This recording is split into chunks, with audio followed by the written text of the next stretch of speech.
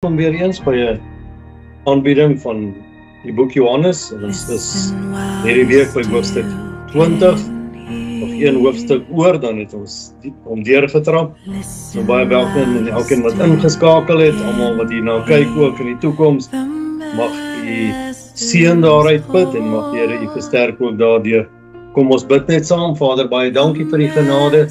Dankie dat ons weer bevoorreg is om in die woord te kan kuier. Dankie dat u woord die enigste waaragtige woord is waarna ons kan opkyk en wat ons kan volg en wat ons kan navolg, en dat u ook dan in hierdie aanbieding verheerlik sal word, dat u Heilige Gees ons sal lei, dat elke woord wat gespreek sal word, gelei sal wees deur u Heilige Gees, en mag u verheerlik word daardeur, is ons gebed in Jesus naam. Amen. Die opskrif van hierdie gedeelte is die opstanding. Vir hierdie aanbieding het ons gesels oor die kruisiging wat plaasgevind is en wat Jesus dan nou in die graf neergelê is en begrawe is, met ander woorde. En hierdie week kyk ons dan nou na die opstanding, want Jesus het mos vir sy disippels en vir almal wat na hom wou luister voor sy kruisiging en gevangeneming, het hy mos gesê dat hy gaan sterwe, maar hy gaan ook opstaan.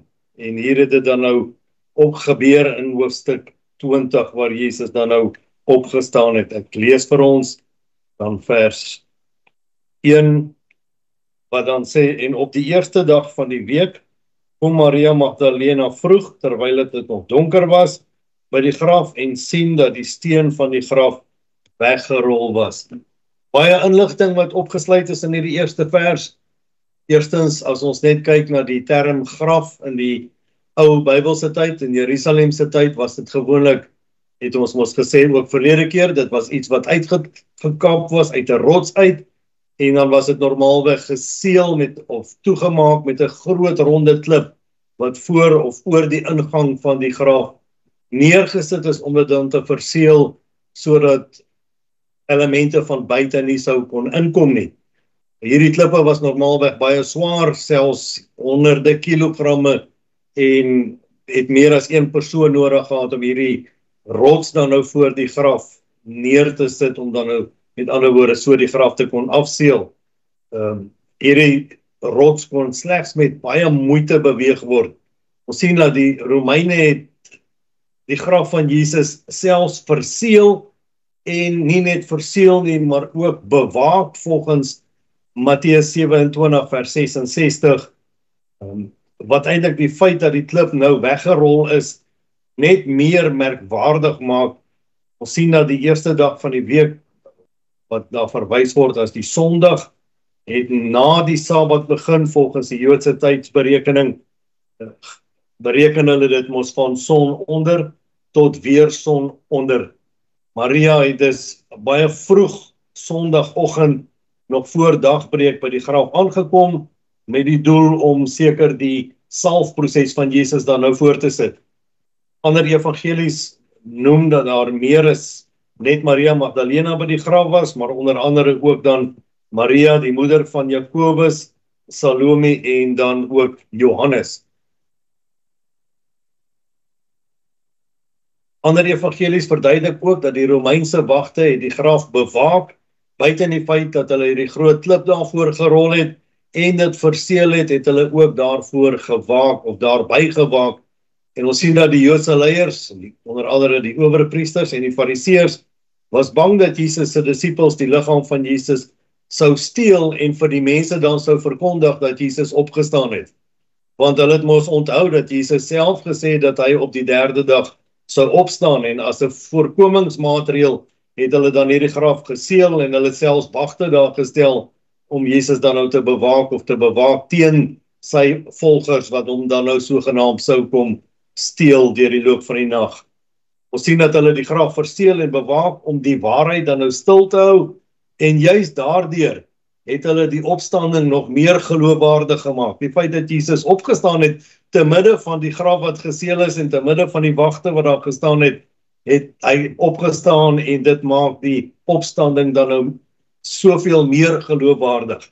Ons sien dat die wagte self was eintlik getuienis van die opstanding, volgens Matteus 28 vers 2 tot 4. Volgens hierdie skrif in Matteus was daar 'n groot aardbewing En ons sien ook dat 'n engel van die Here het neergedaal en die klip weggerol en daarop gaan sit. Uit vrees vir hom het die wagte dan nou soos dooies geword. Met ander woorde, hulle het flou geword of het hulle bewussyn met ander woorde verloor as gevolg van dit wat hulle nou hier gesien het, die aardbewing en die engel wat die klip kon wegrol het. Ons sien dat die klip, en hierdie is vir my so belangrik en kosbaar, ons sien dat die klip is nie weggerol sodat Jesus kon uitkom nie, maar hy is weggerol sodat die mense kon ingaan en sien dat Jesus reeds opgestaan het. Ek wil dit net herhaal, dat dit net by ons insin. Die klip is nie weggerol sodat Jesus kon uitkom nie.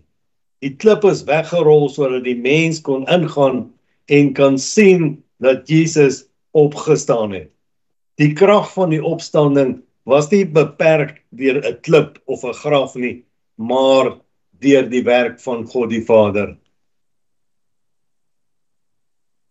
Die ander 3 evangelies noem hier die 2 engele, dat hierdie 2 engele aan hulle verskyn het met die volgende woorde: waarop soek julle die lewende by die dooies?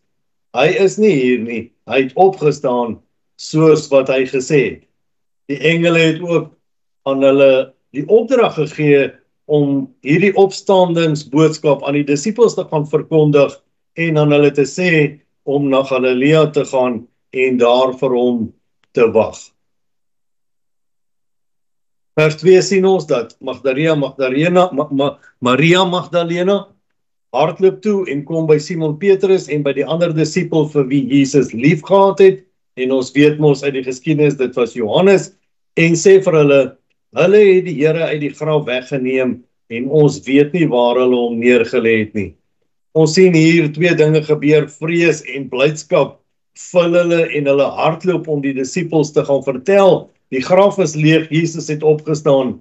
En ons sien dat Maria Magdalena gaan eers na Petrus en Johannes toe, wat waarskynlik die eerste 2 persone was wat sy aan die hande kon kry op daai stadium.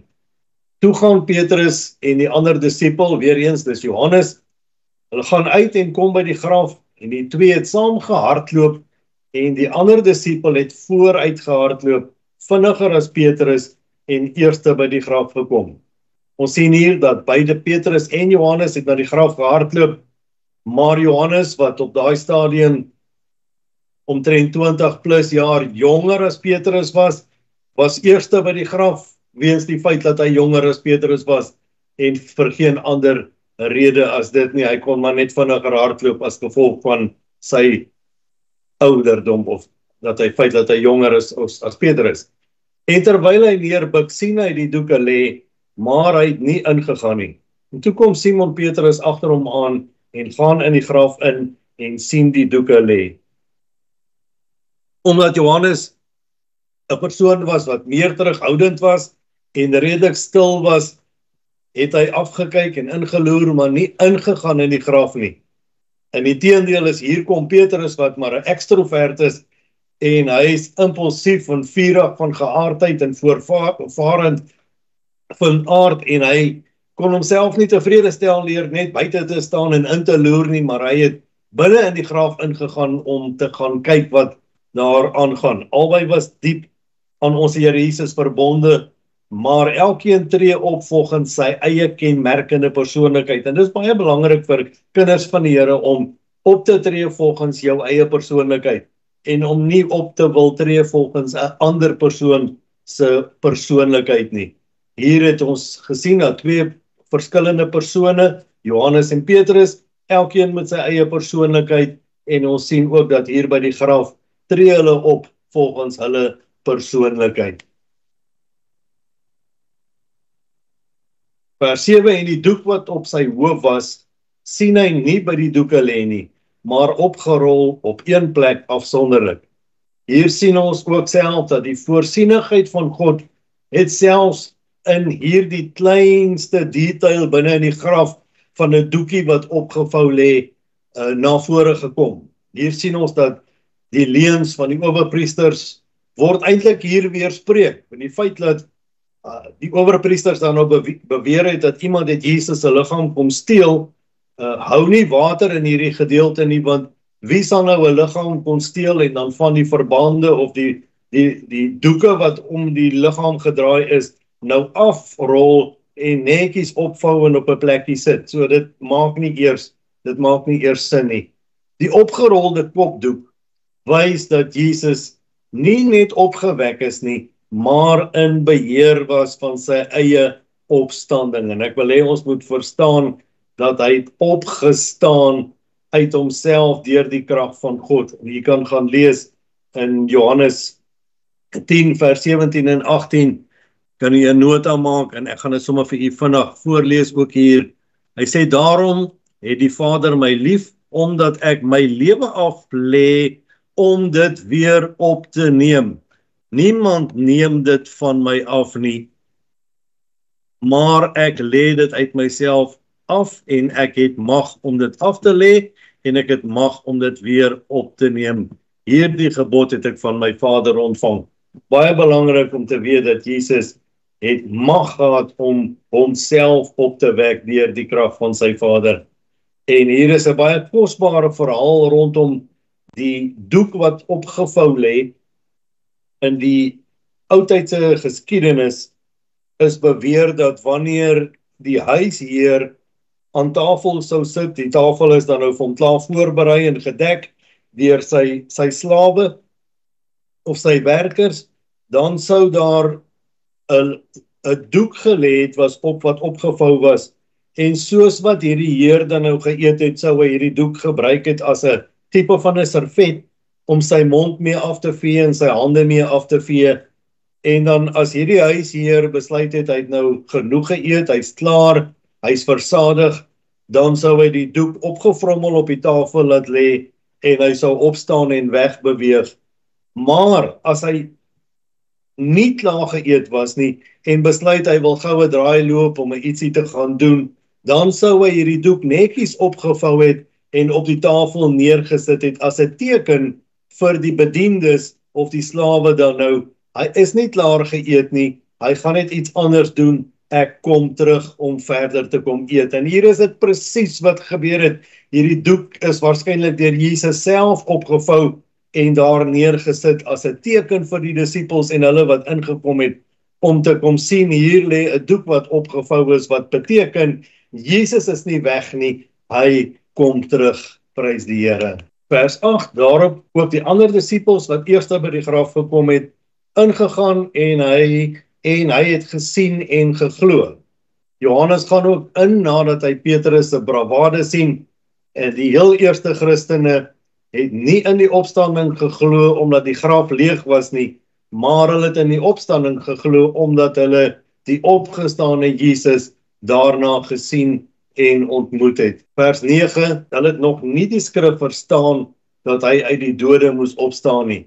In daardie tyd was daar wel 'n algemene geloof onder die mense, dat mense wat sou sterf aan die einde van die tye sal opstaan met die wegraping, wanneer Jesus kom om sy kinders te kom haal, het hulle maar geglo dat dit is wanneer mense sou opstaan, en hulle het ook geglo dat dit is dieselfde tyd wat Jesus dan sou opstaan, volgens Daniël 12 vers 2. Hulle het met ander woorde dan nie geglo in individuele opstanding voor die eindtyd nie.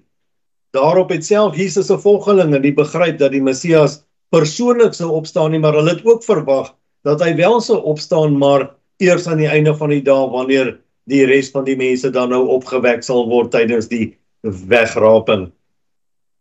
Al het Jesus nou meer as een keer verwys vir die mense na sy opstanding, onder andere in Johannes 2 vers 21 en 22, waar Jesus vir hulle gesê het, breek hierdie tempel af, en ek rig hom weer in 3 dae op, wat eintlik verwys het na sy dood en sy opstanding en na sy liggaam. Selfs die gedeelte in Matteus 12 vers 40, waar Jona 3 dae in die vis se buik deurgebring het, wat ook 'n verwysing of 'n heenwyse was na Jesus wat dan 3 dae in die graf sou wees. Ons sien dat die disippels het eerste na die opstanding deur die Heilige Gees en deur Jesus se eie verduideliking verstaan dat wat hierdie skrifgedeeltes beteken, wat Jesus vooraf alreeds aan hulle bekend gemaak het. vers 10, 11 en 12, en die disippels het weer huis toe gegaan, maar Maria het buitekant by die graf gestaan en ween, en terwyl sy ween, buig sy na die graf toe en sien 2 engele daar sit met wit klere aan, een by die hoof en een by die voete, waar die liggaam van Jesus gelê het. Ons sien dat omdat Maria Magdalena die vrou was uit wie Jesus 7 duiwels uitgedryf het, volgens Lukas 8 vers 2, het sy hom besonder lief gehad. Sy kon eenvoudig net nie weggaan van die graf af nie. Ons sien ook dat in die Oosterse kultuur was dit 'n gebruik gewees dat die vroue baie keer by die grafte gewaak het, hier in die omgewing van 2-3 dae, omdat hulle geglo het dat die gees van hierdie persoon is nog naby die liggaam en ja, hulle wil soveel as moontlik dan tyd spandeer saam met die persoon en sy gees.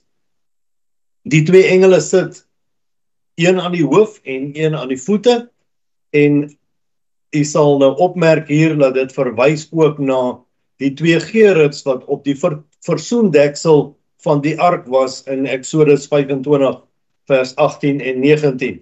U sal onthou dat die versoendeksel was waarop versoening gedoen was in die ou tyd, in die woestyn nog, in die tabernakel, vir die sonde van die mense. So daar's versoening gedoen vir die sonde, maar ons sien die feit dat hierdie 2 engele by die kan ek maar sê, by die kop en end van hierdie graf gedeelte sit, is 'n heenwyse na die teken dat die ware versoening deur Jesus Christus nou volbring is. En dit is my kosbaar om te sien dat hoe die Ou en die Nuwe Testament so in mekaar inskakel en onlosmakend deel van mekaar is. Ons sien dat die engele was ook baie keer boodskappers tydens sleutelgebeure wat plaasgevind het in die geskiedenis. Byvoorbeeld weet ons mos dat Jesus se geboorte is aangekondig deur 'n engel of deur engele. Ons sien Matteus 4 vers 11 waar handel oor die versoeking, word verwys na die engele, en nou ook dan by die opstanding is die engele betrokke. So engele speel ook absoluut dan 'n groot rol in hierdie hele oordra van boodskappe, nie net reg deur die geskiedenis kan ons maar eintlik sê. Vers 13, en hulle sê vir haar, dit is nou die engele, vrou, waarom ween jy? Sy antwoord hulle, omdat hulle my Here weggeneem het, en ek weet nie waar hulle hom neergelê het nie. Ons sien dat Maria het die Here innig lief gehad. Sy is so oorweldig van hartseer dat dit blyk of sy nie eers sien dat sy besig is om met 'n engel te praat, of dat dit 'n engel is dan wat met haar gesels nie. En sy praat hier nie van die liggaam van Jesus nie, maar sy sê in soveel woorde, hulle het my Here weggeneem asof hy nog lewe. Dit wys haar persoonlike verhouding en toewyding tot Christus. Hy was nie net 'n leermeester vir haar nie, maar hy was ook haar verlosser en haar Here. Vers 14, en toe sy dit gesê het, draai sy haar om agtertoe en sien Jesus staan, en sy het nie geweet dat dit Jesus was nie. Miskien was dit haar trane en emosie wat haar visie vertroebel het. Sy het nie verwag om Jesus lewendig te sien nie. Dus was dit vir haar verstand waarskynlik nie daarop ingestel om Jesus daar te verwag en om dan te erken die oomblik toe hy met haar praat nie. Jesus het moontlik in 'n veranderde gestalte aan haar verskyn, as ons gaan kyk na die gedeelte wat opgeteken is in Lukas 24 vers 16, waar Jesus dan aan die Emmausgangers verskyn het en hulle hom nie kon herken nie. Met ander woorde, ons kan dan uit hierdie vers aanneem dat Jesus dalk 'n veranderde gestalte gehad het op daardie stadium, maar ons kan dit nie bevestig nie, dit is 'n aanname wat ons kan maak. Jesus sê vir haar, vrou, waarom ween jy? Wie soek jy? Sy het gedink dat dit die tuinier was en antwoord hom, meneer, as u hom weggedra het, sê vir my waar u hom neergelê het en ek sal hom wegneem. Ons sien uit die geskiedenis dat tuiniers was dikwels in diens van die eienaar van die graf, of die grafbesitter om die terrein mooi en netjies en skoon te hou, en dit verduidelik ook dan waarom Maria aangeneem het dat die persoon wat met haar praat is maar dalk een van die tuiniers wat maar besig is om die plek in stand te hou. Ons sien hier dat sy soek nie die lewende Christus nie, maar die dooie liggaam van haar Here, want ook sy, soos die disippels, het nie besef of verstaan dat Jesus alreeds en regtig opgestaan het nie. Vers 16, Jesus sê vir haar, Maria, en sy draai haar om en sê, Rabboni, en dit beteken meester. Dis baie interessant, seker hier, toe Jesus haar naam sê, was daar geen twyfel meer by Maria, en het sy daardie liefdevolle herstem van haar Here erken, en het sy besef, dat dit is Jesus wat opgestaan het. En as ons gaan kyk na die betekenis van die woord Rabboni, in Aramees beteken dit, my groot leermeester, 'n uitdrukking van diepe eerbied teenoor 'n persoon. Hierdie was 'n baie persoonlike openbaring van die opgestane Here aan 'n eenvoudige getroue volgeling wat ons 'n paar keer nou al genoem het, waar Jesus op 'n stadium net toe sy begin, of net voor sy hom begin volg het, uit haar uit 7 duiwels uitgedryf het. En interessant om te sien, nou word sy die eerste mens wat Jesus na sy opstanding sien. Hy het homself nie aan die koning gaan vertoon nie, maar hy het hom aan hierdie dood eenvoudige Maria Magdalena dame vertoon. Jesus sê vir haar, raak my nie aan nie, want ek het nog nie opgevaar na my Vader nie, maar gaan na my broeders en sê vir hulle, ek vaar op na my Vader en julle Vader, en my God en julle God. Ons sien hier dat Maria se spontane reaksie was waarskynlik om aan Jesus se voete te gaan lê en dit vas te hou, soos wat ander vroue ook dan later gedoen het, byvoorbeeld in Matteus 28 vers 9, maar ons sien dat Jesus keer haar onmiddellik in hierdie liefdevolle handeling, omdat die aard van haar verhouding met hom nou verander het. Christus se verhouding met sy disippels word nou na sy opstanding 'n verhouding van geestelikheid en nie meer 'n fisiese verhouding soos voorheen nie. Ons sien hier dat hy sal voortaan met hulle wees, maar deur die Heilige Gees, en nie soos voorheen van aangesig tot aangesig nie, en ook nie deur aanraking nie. Jesus wil ook by haar nie 'n verwagting skep dat hy permanent gaan bly nie, maar dat hy weggaan, dat hy opvaar na sy Vader en na julle Vader. Ons sien hier dat deur Jesus se verlossingswerk het hy ons verhouding met God die Vader kom herstel en vir ons dieselfde toegang tot die Vader gegee en geopen as wat hy self het. Ons het net soveel toegang tot die Vader as wat Jesus toegang tot die Vader het, en dit is bewerkstellig deur sy dood en sy opstanding. Ons sien dat God is Jesus se Vader op grond van sy goddelike natuur, maar ons sien ook dat God word ons Vader op grond van genade en aanneming. Ons weet mos Johannes 1 vers 12 sê, almal wat hom aangeneem het, het hy mag gegee om kind van God te word vir hulle wat in sy naam glo. So deur daardie genade en daardie aanneming word daar vir ons toegang verleen tot die hemelse Vader. Sommige kommentare op hierdie gedeelte waar Jesus vir Maria gesê het om hom nie aan te raak nie, wys daarop dat Jesus se woorde 'n rituele en 'n geestelike betekenis kon hê wat verband hou met die Ou Testamentiese offers. In die Ou Verbond, byvoorbeeld, moes die hoëpriester eers in die allerheiligdom ingaan met die bloed van die offers om dit aan God te gaan bied vir versoening, volgens Levitikus 16. Hy moes, en dit is sê Levitikus 16 vir ons, hy moes rein bly en niemand mag hom aangeraak het voordat die ritueel nie voltooi was nie. En nou kom ons in die Nuwe Testament en ons sien dat Jesus het presies dieselfde gaan doen deur die offer te bring die volmaakte offerlam was, het hy gaan bring, en daarom dat hy dan vir Maria sê, moet my nie aanraak nie. Ons sien ook dat is 'n vervulling van sy werk as 'n hoëpriester volgens die verbond opgeteken in Hebreërs 9 vers 11 tot 12. Weereens 'n terugwysing na die Ou Testament, Levitikus 16, waar die Ou Testament en die Nuwe Testament se gebeure met mekaar insmelt en een word en mekaar bevestig. Sou hierdie wel die geval wees, moes Jesus tussen hierdie gebeurtenis met Maria en die ontmoeting met die disippels, waar hy Thomas nooi om hom aan te raak, alreeds voor God verskyn het.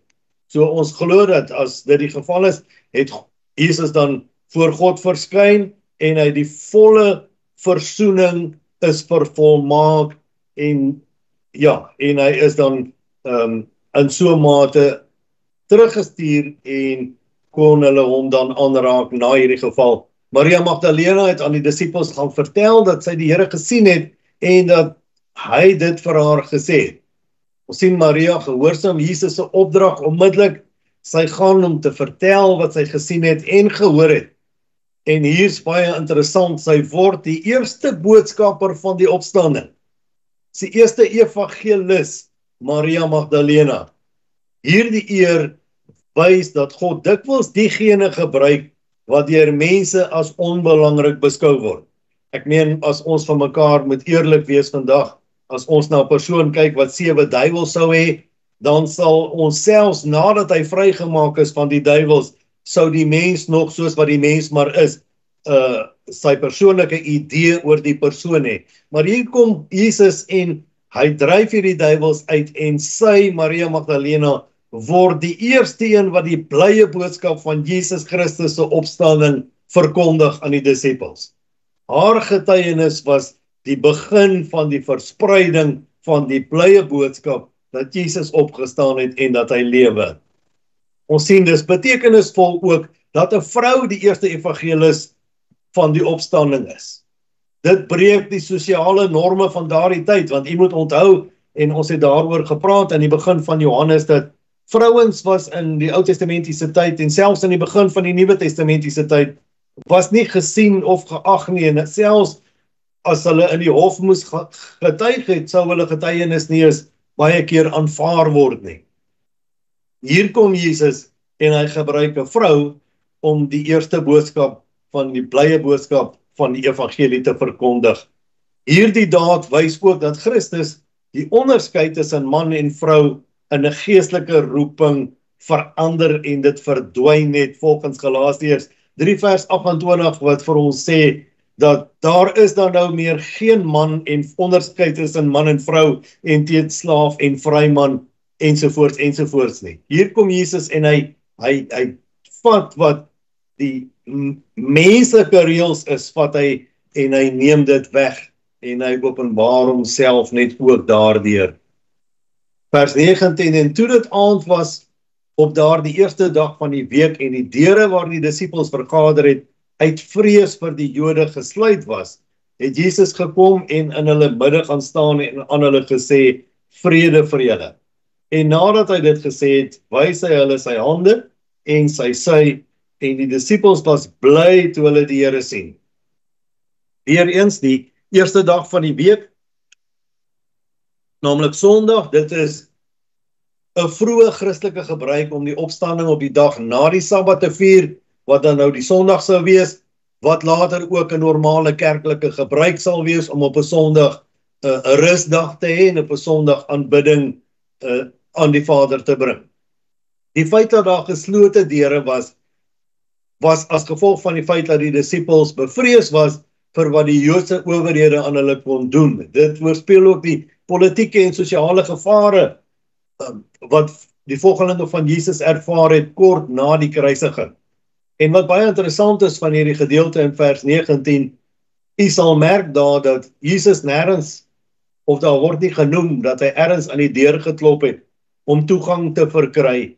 Die disippels sal waarskynlik nie eens vir hom oopgemaak het as hy sou geklop het nie. Met ander woorde, Jesus het dan in hulle midde verskyn, ja, kom ons sê dit dan vir mekaar, hulle uit waarskynlik deur die muur gekom en net in hulle midde verskyn,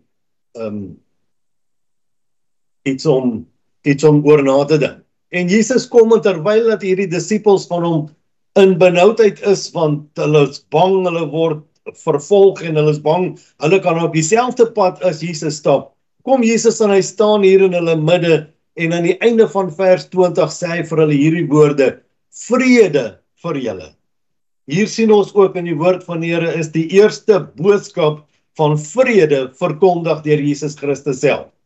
En toon dat hy die konflik en vrees van die disippels kalmeer deur vir hulle te sê, vrede, want ek is die God van vrede, ervaar my vrede. Die disippels was aanvanklik bang, maar die fisiese verskyning van Jesus het hulle vreugde en geloof versterk.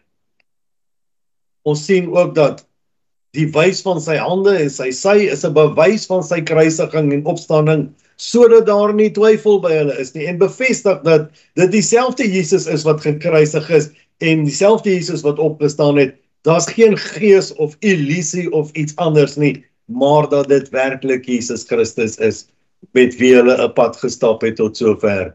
Vers 21, Jesus sê toe weer vir hulle, vrede vir julle, soos die Vader my gestuur het, stuur ek julle ook.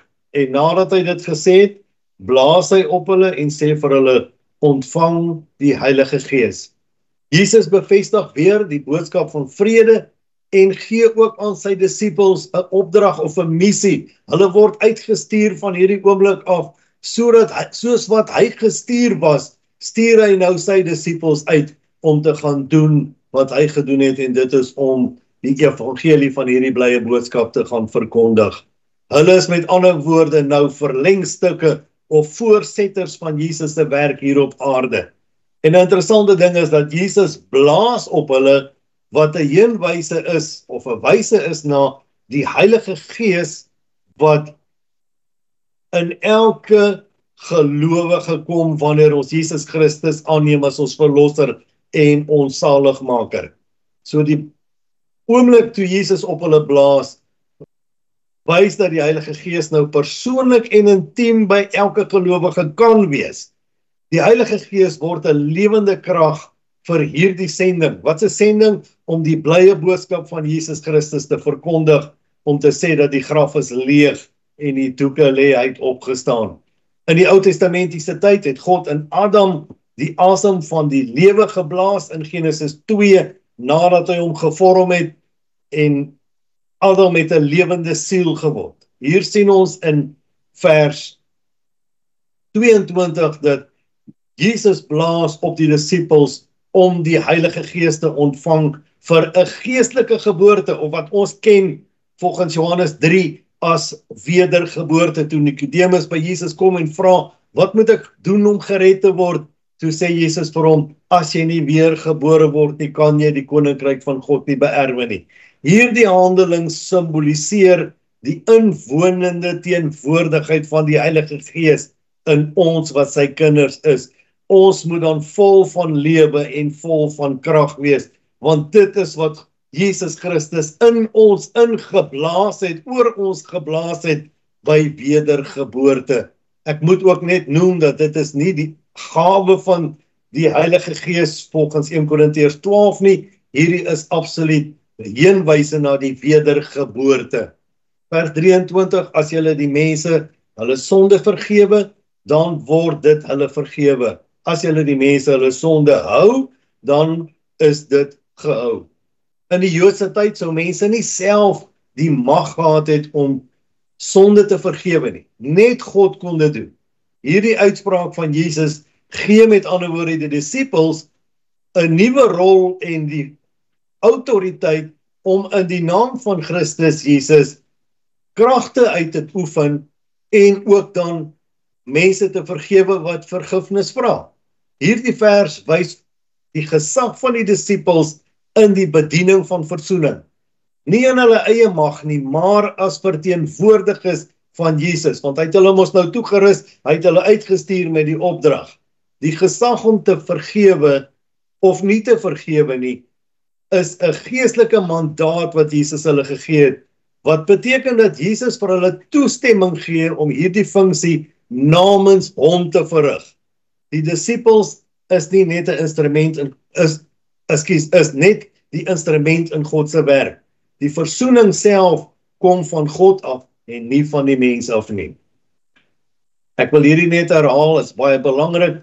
Die gesag om te vergewe of om nie te vergewe nie, is 'n geestelike mandaat wat beteken dat Jesus vir ons die toestemming gee om hierdie funksie van vergifnis namens hom te verrig.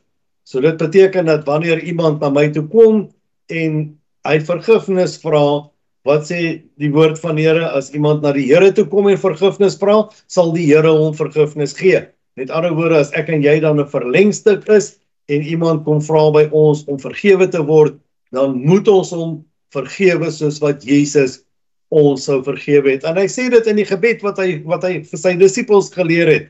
Vergewe soos wat julle vergewe wil word. Vers 24, en Thomas, wat genoem word Didimus, een van die 12, was nie saam met hulle toe Jesus gekom het nie. Die ander disippels sê toe vir hom, ons het die Here gesien, maar hy het vir hulle gesê, as ek nie in sy hande die merke van die spyker sien, en my vinger steek in die merk van die spyker, en my hand in sy sy steek nie, sal ek nooit glo nie. Thomas se twyfel is nie kwaadwillig nie, maar sy geloof, sy tipe karakter vereis bevestiging. Jy sal onthou, ons het vroeër deur hierdie aanbieding het ons gepraat van 'n persoon se karakter. So hierdie persoon, Thomas se karakter, hy wil sien. Hierdie gedeelte toon hoe God soms persoonlik bewys en ervaring gee vir geloof. Nie almal ontvang dit op dieselfde manier nie. Hierdie gedeelte wys dat geloof dikwels deur persoonlike ontmoeting en ervaring versterk word. Dit herinner gelowiges dat dit normaal is om vrae te vra of om vrae te hê, maar dat God sy waarheid self sal openbaar. Vers 26 en 27, en 8 dae daarna was sy disippels weer binne en Thomas saam met hulle. En Jesus het gekom terwyl die deure gesluit was en het in hulle midde gestaan en gesê, vrede vir julle. Daarna sê hy vir Thomas, bring jou vinger hier en kyk na my hande, bring jou hand en steek dit in my sy, en moenie ongelowig wees nie, maar gelowig. 8 dae later sien ons verskyn Jesus vir 'n tweede keer aan die disippels en hy gee vir Thomas die fisiese bewys wat hy verlang het. Die spykermerke en die wonde in sy sy. En Thomas se ervaring toon die medelee van Jesus teenoor menslike twyfel. So Jesus verstaan as mense van tyd tot tyd vra en twyfel. Jesus verstaan dit. Ons sien ook hier dat sommige se geloof dikwels versterk word deur 'n persoonlike ontmoeting of 'n aanraking. En dit is maar so, ons as kinders van die Here, as ons baie keer in die dale is, ons noem dit mos maar ons is op die berge, en baie keer is ons in die dale, en as ons dan in die dale is, en ons roep na God, en ons het 'n persoonlike ontmoeting met hom, dan versterk dit ons geloof, en dit hou ons staande, en mag die Here ons help, dat ons altyd sal staande bly, en dat ons altyd sal smag na 'n aanraking van die Here. Vers 28, en Thomas antwoord en sê vir hom, my Here en my God. Jesus sê vir hom, omdat jy my gesien het, Thomas, het jy geglo. Salig is die wat nie gesien het nie, en tog geglo het. Ons sien dat Thomas se uitspraak, wanneer hy sê, my Here en my God, erken Jesus as volledig God en mens. Wat in die Joodse konteks van die tyd eintlik baie uitdagend en gevaarlike uitlating was. Dit was op daai stadium gesien as godslastering om vir 'n mens te sê, hy is jou God en jou Here. Hulle kon hom in die gevangenis gewerp het en wat selfs tot sy dood kon lei. Die feit dat hy gesê het, my Here en my God. Ons sien hier dat twyfel normaal is, dat ons geloof aktief moet wees, en dat diegene wat glo sonder sigbare tekens 'n spesiale seën ontvang. Vers 30 en 31. Nog baie ander tekens het Jesus voor sy disippels gedoen, wat in hierdie boek nie beskrywe is nie.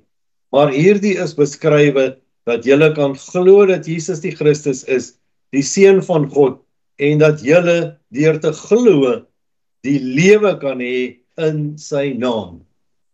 In die eerste eeu was die verspreiding van die evangelie teenstrydig met die Joodse en die Romeinse norme. Geloof in Jesus as God en Messias was radikaal en selfs soms gevaarlik geweest. Johannes fokus nie op alles wat Jesus gedoen het nie, maar kies spesifieke tekens en gebeurtenisse wat geloof in mense kan opwek. En hy beskryf dit dan in hierdie boek van Johannes. Hierdie selektiewe geskiedenis was prakties vir die vroeëre kerk se bediening en disippelskap en is steeds vandag relevant vir die Christene of kinders van die Here. Die hoofdoel van hierdie boek is eerstens geloof in Jesus as die Christus en Seun van God. Ek dink sommer vinnig hier in Johannes 1 wat sê en God het vlees geword en hy het onder ons kom woon. Tweedens sien ons dat die gelowiges 'n lewende verhouding met Jesus kan hê wanneer ons hom aangeneem het as ons verlosser en saligmaker. En derdens sien ons dat geloof die pad tot die ewige lewe is. As ons kan opsom of 'n vergelyking tref tussen wie Jesus is en wie die hele aantal gode is wat deur ander godsdienste beoefen word, dan is hier 'n paar dinge wat uitstaan en wat vir ons kosbaar is en goed is om te weet. Ons sien dat Jesus is die enigste geestelike leier wat nie net sy dood voorspel het nie, maar dit vervul het en daarna fisies uit die dood opgestaan het. Niemand anders kon dit ooit doen nie. Niemand sal dit ooit doen nie. Sy opstanding is histories bevestig deur talle ooggetuies. U kan gaan lees daar in 1 Korintiërs 15 vers 3 tot 8 en verander jou lewe of die lewe van die disippels. Ons sien ook dat geen ander stigter van 'n godsdiens, nie Mohammed nie, nie Boeddha nie, nie wie ook al nie, het ooit uit die dood opgestaan nie. Hulle is nog almal in hulle grafte, maar Jesus se graf is die enigste een wat leeg is en ons kan vandag nog daarna gaan kyk as bevestiging dat hy is leegheid opgestaan. Jesus is die enigste wat vrywillig sy sondelose lewe gegee het om ander te red. Nie een van die ander kon dit doen of het dit ooit gedoen nie. Jesus het nie net opgestaan nie, maar leef ewig en woon steeds deur sy Heilige Gees in die harte van sy volgelinge. Christene aanbid nie 'n herinnering nie, maar 'n lewende Here wat vandag nog spreek, wat vandag nog genees en wat vandag nog kan red en ja, wat selfs nog die dooies kan opwek. Jesus is nie net 'n profeet nie, hy is God, hy is Alfa, hy is Omega, hy is begin en hy is die einde, prys sy naam. As ons gaan kyk na die betekenis van die opstanding of opsomming daaroor kan maak, dan kan ons tot die volgende slotsom kom. Ons sien hier dat die bewys van Jesus se goddelikheid, die opstanding bevestig dat Jesus werklik die Seun van God is. Hy is volkome mens, maar hy is ook volkome God, volgens Romeine 1 vers 4. Tweedens sien ons die waarborg van ons eie opstanding. Die opstanding gee die gelowige versekering of 'n hoop op die ewige lewe en 'n liggaamlike opstanding by die wegraping volgens 1 Korintiërs 15 vers 20 tot 22. Ons sien ook derdens daar 'n voltooide verlossing en vergifnis is bewerkstellig. Die kruis was die betaling, die opstanding was die kwitansie dat die betaling aan God aanvaar is volgens Romeine 4 vers 25. Ons sien ook dat nuwe lewe en oorwinning oor sonde. Deur die opstanding ontvang ons 'n nuwe lewe in Christus en mag om deur die Heilige Gees oor sonde te kan heers, volgens Romeine 4 vers 4. Jesus se voortdurende middelaarskap tussen ons en God, wat opgeteken is in Hebreërs 7 vers 25, wat sê, hy is 'n lewende hoofpriester en hy's altyd beskikbaar vir sy kinders. Jesus leef om voortdurend vir ons in te tree by die Vader. Ons sien ook dat dit vorm die grondslag van die evangelie en van ons geloof. Sonder die opstanding sou daar geen evangelie of reddingsboodskap kon wees nie. En 1 Korintiërs 15 vers 14 en 17 bewys dit vir ons. En dan het ons ook laastens, het ons 'n waarborg van ewige lewe en blywende gemeenskap met God. Deur Jesus se opstanding het elke gelowige die versekering van die ewige lewe. 'n Lewe wat nie eindig met die dood nie, maar voortgaan in sy teenwoordigheid tot in ewigheid, volgens Johannes 11 vers 25 en 26. Prys die Here. Johannes 20 vers 21 kan ons vat as ons vers vir die week, toe Jesus kom en hy in hulle midde verskyn en hy vir hulle sê, vrede vir julle, soos die Vader my gestuur het, stuur ek julle ook.